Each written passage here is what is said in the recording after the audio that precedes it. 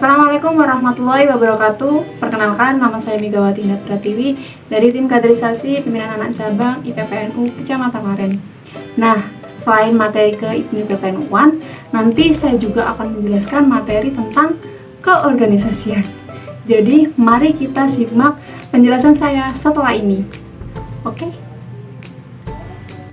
Baik, kita lanjut pada materi keorganisasian.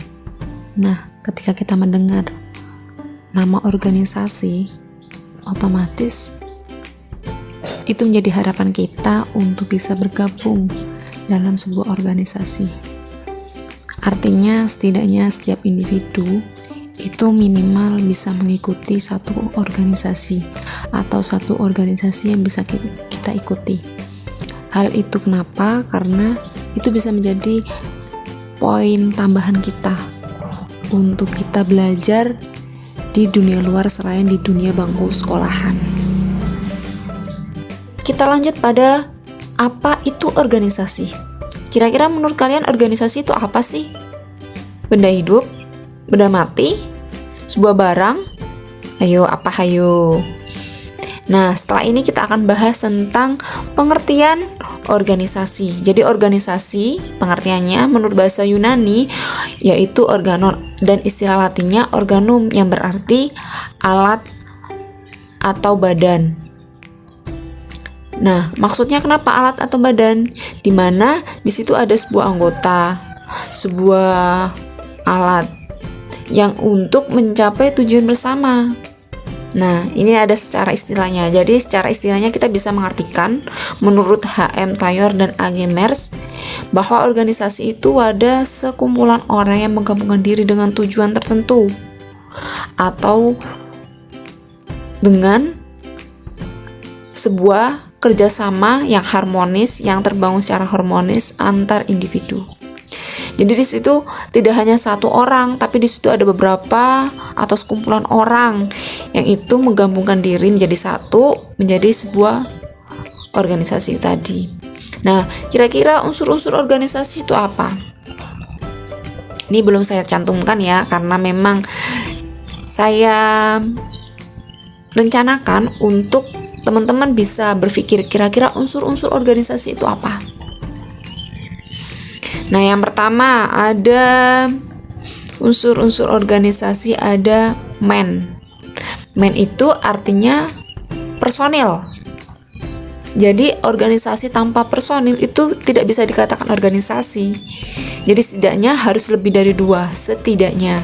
Kalau lebih banyak malah lebih baik. Tinggal kita bagaimana mengelola sebuah organisasi itu tadi. Terus yang kedua ada kerjasama. Jadi di organisasi itu kita saling kerjasama, tidak bekerja sendiri-sendiri. Misalkan ini kamu nulis ini sendiri, terus kamu bagian ini sendiri, enggak, tapi kita saling kerjasama. Jadi ada sebuah tanggung jawab masing-masing, sebuah tugas masing-masing yang itu bisa membangun gotong royong kita, membangun kebersamaan kita. Terus yang ketiga ada tujuan bersama. Jadi sebuah organisasi itu pasti memiliki tujuannya tertentu. Misalkan kalau kita dalam lingkungan sekolahan ada yang namanya pramuka, ada yang namanya dewan penggalang kalau di SMP, MTS. Kalau di SMA, MA kan namanya dewan ambalan. Nah, itu juga salah satu organisasi. Tujuannya apa? Misalkan dewan ambalan, berarti tujuannya itu untuk merangkul teman-teman yang suka ekstrakurikuler pramuka, itu salah satunya. Terus yang keempat, kira-kira ada peralatan. Nah, peralatan ini bisa meliputi alat-alat yang mendukung kegiatan organisasi kita. Terus yang kelima ada lingkungan. Nah, lingkungan ini bisa juga mempengaruhi kita. Misalkan kita di sekolahan, berarti lingkungannya sekolah. Misalkan kita di masyarakat, ada Karang Taruna. Nah, itu berarti kita sosial masyarakat. Nah, terus sumber daya alam. Sumber daya alam ini bisa berupa SDM dari pengurusnya, juga dari faktor eksternalnya. Nah, kita lanjut ya. Nah, dalam mendirikan sebuah organisasi, tentunya kita memiliki tujuan. Gak mungkin kan kita mendirikan sebuah organisasi tanpa tujuan tertentu. Pasti kita ada tujuannya tertentu. Saya contohkan tadi Karang Taruna. Karang Taruna itu tujuannya untuk merangkul remaja-remaja di desa. Dewan Ambalan, Dewan Penggalang untuk merangkul teman-teman yang menyukai ekstrakurikuler pramuka. Tidak bisa disamakan antara Dewan Ambalan dengan ekskul yang lainnya atau organisasi yang lainnya, misalkan organisasi paduan suara. Tidak bisa digabungkan karena itu dua hal yang berbeda dan fokus tujuannya pun berbeda. Nah, kira-kira tujuannya apa sih? Yang pertama, mengatasi terbatasnya kemampuan, kemandirian, dan sumber daya yang dimiliki dalam mencapai tujuan. Artinya kita tidak hanya mendapatkan ilmu di sekolahan saja, tapi kita juga bisa mendapatkan ilmu yang lainnya, pengetahuan itu di organisasi, malah lebih banyak di organisasi. Mau dibuktikan? Silakan saja coba teman-teman bisa bergabung di salah satu organisasi yang berada di lingkungan kalian. Terus yang kedua, sebagai tempat mengelola dalam lingkungan bersama-sama. Jadi lingkungan, misalkan lingkungan di desa, kita berusaha untuk membangun kebersamaan, membangun silaturahmi antar RT. Nah, sebagai tempat mendapatkan jembatan dan pembagian kerja. Kenapa kok bisa? Karena di organisasi kita mempunyai jaringan, mempunyai relasi.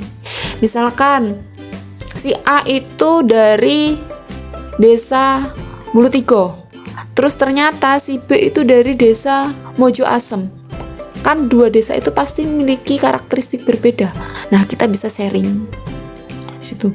Tempat mencari keuntungan secara bersama-sama. Jadi di organisasi kalau misalkan kita tujuannya untuk mencari benefit atau keuntungan, itu pasti kita peroleh. Misalkan organisasi apa ya yang kira-kira mendapatkan keuntungan, misalkan organisasi bisnis. Nah, itu sebagai tempat mencapai tujuan dengan selektif dan efisien karena melakukan tujuan secara bersama-sama. Sebagai tempat dalam mendapatkan kekuasaan dan pengawasan. Nah, ini sebagai salah satu kita untuk melatih jiwa kepemimpinan kita, melatih mengatur organisasi yang baik itu seperti apa. Sebagai tempat menambah pergaulan dan memanfaatkan waktu luang. Jadi mayoritas teman-teman yang bergabung di organisasi itu memanfaatkan waktu luangnya, karena daripada rebahan, daripada main gadget, bisa kita manfaatkan untuk ikut serta dalam kegiatan organisasi yang bermanfaat. Sebagai tempat mendapatkan penghargaan. Nah, di dalam organisasi juga kalau kita punya kemampuan lebih, kita bisa mengasah kemampuan kita dan kita bisa mengikuti sebuah ajang perlombaan atau ajang kejuaraan. Jadi atas nama organisasi tadi, misalkan di organisasi Pencaksilat. Nah, kalau kita sering latihan, terus sering sparring dengan teman yang lain, pasti kita akan jago main pencaksilatnya. Nah, kalau kita sudah mahir, kita bisa ikut ajang perlombaan yang itu bisa mendapatkan kita prestasi. Nah, maksudnya di situ. Lanjut pada manfaat organisasi. Yang pertama, tercapai sebuah tujuan. Nah, tujuannya apa? Kira-kira itu yang akan kita capai. Melatih mental bicara di publik. Nah, salah satu manfaat ikut organisasi itu public speakingnya kita semakin lancar. Karena kenapa? Kita interaksi dengan pengurus yang lain, anggota yang lain. Nah, di organisasi juga kita dilatih untuk cakap berbicara, terus mudah memecahkan masalah. Kenapa kok bisa? Karena dalam organisasi itu pasti ada banyak masalah. Ya, namanya juga organisasi, pasti ada konflik lah. Nah, itu kita berusaha bagaimana sih cara memecahkan masalah yang ada di organisasi itu. Misalkan si A itu minder karena dia baru ikut organisasi. Berarti caranya gimana kita memecahkan masalahnya? Berarti kita ajakin terus agar dia tidak minder lagi sama temannya. Salah satu, melatih jiwa kepemimpinan. Nah, di organisasi kan pasti ada strukturnya, ada ketua, ada sekretaris, bendahara, terus ada departemen atau divisi. Nah, itu akan melatih kita menjadi seorang pemimpin. Memperluas pergaulan, seperti yang saya contohkan tadi, membangun relasi. Nah, kita bisa kenal dari desa Mojo Asem, dari desa Bulu Brangsi, dari desa Klaren, dari desa Siser. Nah, itu memperluas pergaulan. Jadi kita terkenal dimanapun. salah satunya. Sebagai ajang dalam pembelajaran kerja yang sebenarnya. Nah, di organisasi kita juga dilatih mental, dilatih kemampuan. Nah, itu yang kita gunakan ketika kita terjun di dunia kerja. Jadi kita saat terjun di dunia kerja itu tidak gagap, tidak pincang, tidak bingung gitu yang harus dilakukan itu apa, karena kita sudah terbiasa mengorganisir di organisasi itu. Kuat dalam menghadapi tekanan. Nah, dalam organisasi juga pasti tidak mulus terus ya, pasti ada konflik, ada tekanan dari luar maupun dari dalam. Nah, itu melatih kita seberapa kuat untuk menghadapi tekanan itu. Kalau misalkan kuat berarti kita sudah mencapai hal itu. Terus meningkatkan wawasan dan pengetahuan. Nah, misalkan kita ikuti organisasi keilmuan, otomatis pengetahuan kita akan bertambah, wawasan kita akan bertambah, membentuk karakter seseorang. Nah, di situ juga kita membentuk karakter. Misalkan si A itu diberi tanggung jawab, ternyata dia melaksanakan tanggung jawabnya, berarti karakternya bagus. Misalkan si C diberikan tanggung jawab, ternyata dia teledor, dia molor, tidak tanggung jawab, tidak tepat waktu. Nah, itu kan bisa mencerminkan karakternya.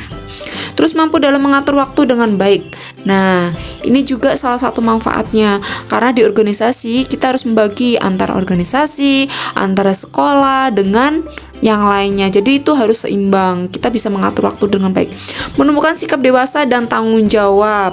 Nah, ini bisa kita dapatkan jika kita mengikuti organisasi. Nah, banyak sekali ya organisasi yang bisa kita ikuti.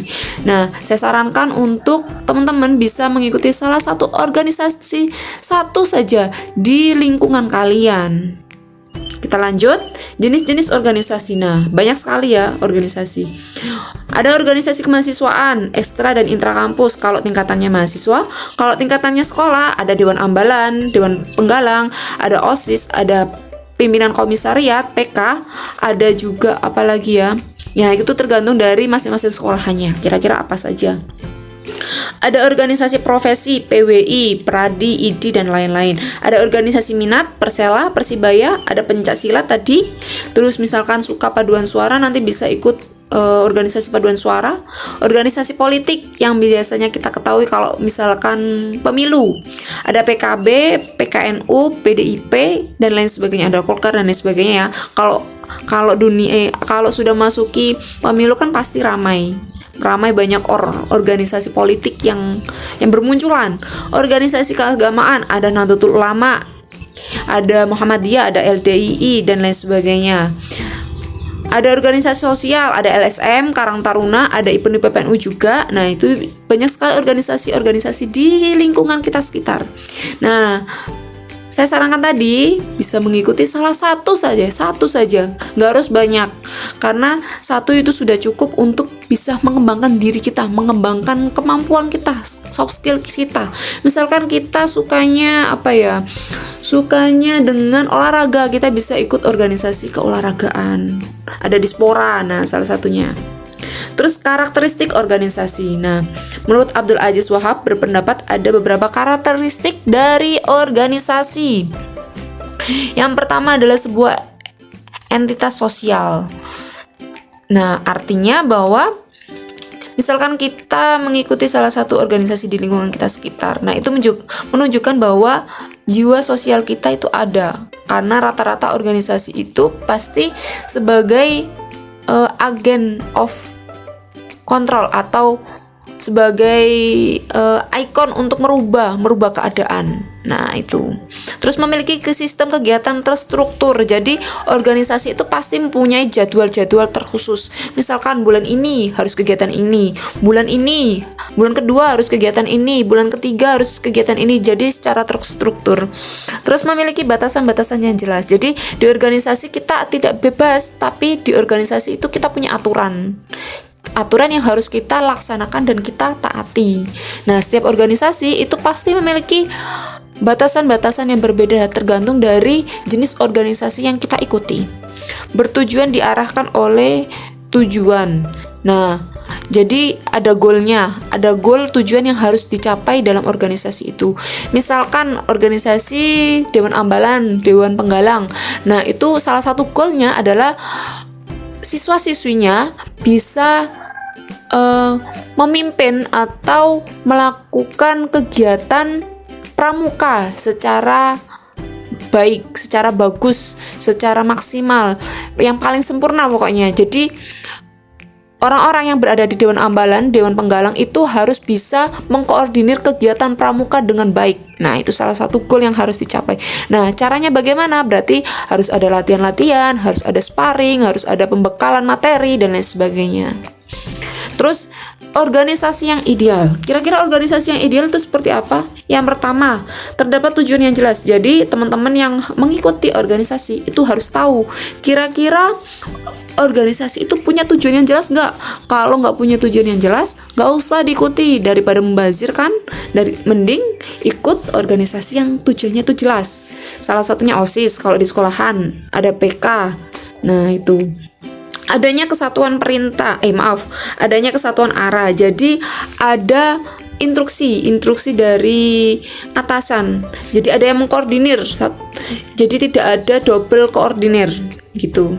Adanya kesatuan perintah, adanya pembagian tugas. Pembagian tugas itu jadi misalkan di ketua itu tugasnya apa, sekretaris tugasnya apa, bendahara tugasnya apa, terus divisi A tugasnya apa, divisi B tugasnya apa, fokus kajiannya di bagian apa. Nah, itu harus ada dalam sebuah organisasi itu. Terus adanya keseimbangan antara wewenang dan tanggung jawab. Jadi ada sebuah wewenang dan tanggung jawab yang dimiliki oleh anggota. Komitmen yang harus dipegang ketika sudah mengikuti organisasi. Jangan kita asal-asalan. Kita mau ikut organisasi ini, ternyata kita nggak punya komitmen, kita nggak serius ikut organisasi. Padahal kita mau mendapatkan manfaat ketika organisasi.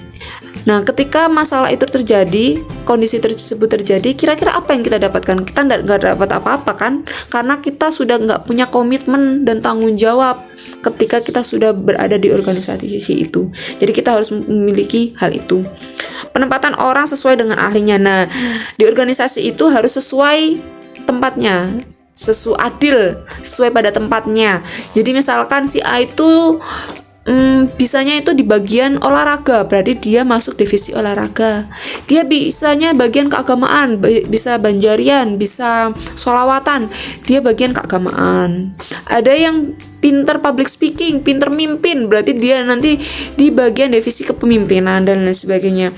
Tujuan organisasi harus dipahami dan diterima oleh setiap orang yang ada di dalam organisasi tersebut.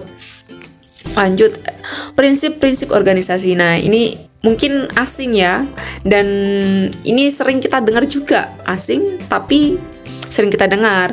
Nah, kita singkat menjadi dua, ada pacar dan kiss.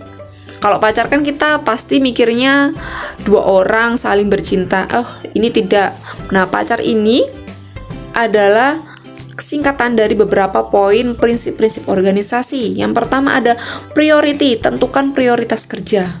Jadi di organisasi itu harus diprioritaskan mana yang harus dikerjakan, mana yang harus didahulukan, mana yang menjadi kebutuhan. Terus allocation, delegasikan tugas dengan target dan rincian jelas. Communication, bangun sarana dan pola komunikasi yang efektif. Nah, communication ini sangat penting dalam organisasi. Seringkali kita tidak memperhatikan pola komunikasi kita antar anggota. Jadi nanti ada semacam miskomunikasi.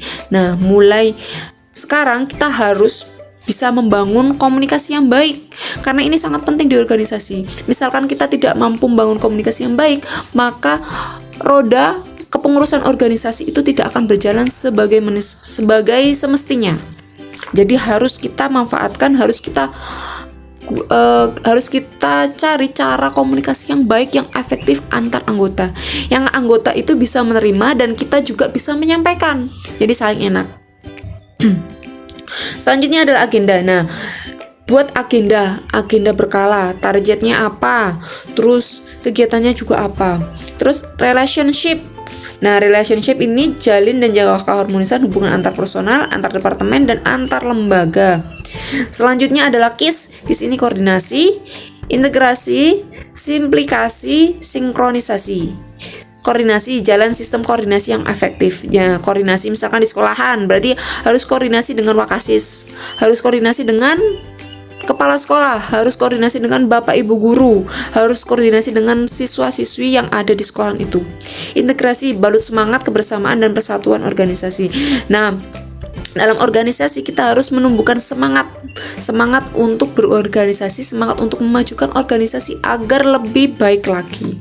Simplikasi, sederhanakan visi misi menjadi kerja yang operasional dan realistis. Nah, kita harus menentukan visi dan misi yang akan kita capai saat menjabat kepengurusan organisasi. Sinkronisasi, samakan visi, misi, arah, ritme, gerak organisasi. Oke, yang terakhir ini adalah manajemen organisasi. Nah, kira-kira manajemen organisasi itu seperti apa sih? Manajemen organisasi itu suatu kegiatan perencanaan, pengorganisasian, penggerakan, dan pengawasan di mana semua kegiatan tersebut bertujuan untuk mewujudkan tujuan organisasi. Jadi, manajemen organisasi kita berusaha merencanakan, terus kita atur bagaimana pola organisasi atau pola geraknya itu seperti apa, kita harus atur. Nah, ada beberapa poin. Yang pertama adalah perencanaan, planning. Planningnya apa? Planning itu rencana yang akan diagendakan dalam organisasi itu seperti apa, yang harus dicapai itu seperti apa. Terus pengorganisasian ini tidak hanya pada kegiatannya saja, tapi juga anggota-anggotanya juga harus diatur. Di departemen ini harus seperti ini, di departemen ini harus seperti ini, dengan mempertimbangkan atau menerima beberapa usulan dari pengurus. Jadi kita tidak secara otoriter memimpin sebuah organisasi. Kalau masalah kepemimpinan nanti ada materinya sendiri di materi kepemimpinan. Itu nanti rekan dan teman-teman bisa belajar tentang tipe-tipe kepemimpinan itu seperti apa, dan yang mana yang harus kita jadikan sebagai tipe kepemimpinan kita, itu ada nanti di materi kepemimpinan. Terus yang ketiga adalah motivasi. Nah, dalam mengikuti organisasi kita juga harus memiliki motivasi, karena kalau kita tidak memiliki motivasi, kita tidak akan tergerak untuk memajukan organisasi kita gitu.